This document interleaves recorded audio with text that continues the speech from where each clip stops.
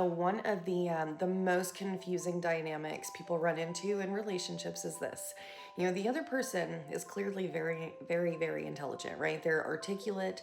They explain complicated ideas pretty easily. They understand systems and strategy and logic. Like, they're really smart. But when emotional conversations happen, everything suddenly falls apart, right?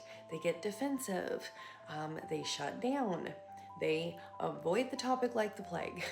Or the conversation just goes in circles, right? This happens a lot, right? And the person on the other side starts wondering, how can someone so smart struggle with something this basic?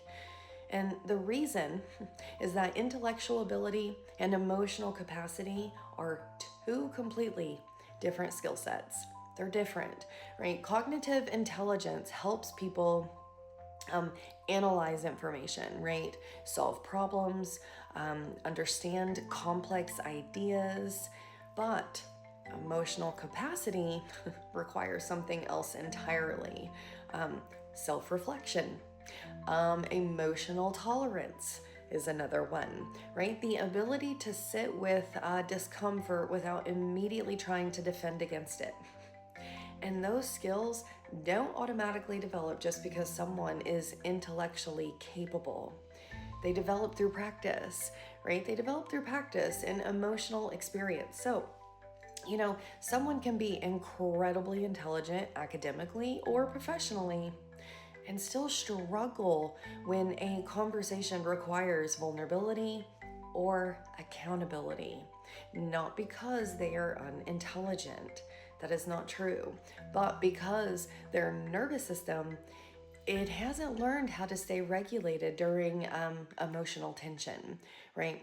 When that happens, emotional conversations can feel threatening to the brain. So the system does what nervous systems do when they feel threatened. It defends, it deflects, or disengages. I sometimes explain it like this. Someone can have like a very powerful computer, but very little emotional software installed, right? The processing power is totally there, but the program for handling difficult feelings, it never got built.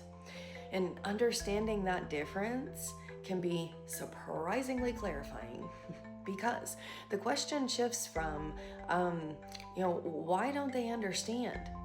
to, do they currently have the emotional capacity like for this conversation?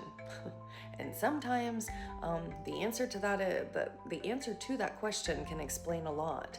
So, tiny practice for you. If a conversation just keeps going in circles, just pause and ask yourself, is this a communication problem or a capacity problem? Okay, communication or capacity problem.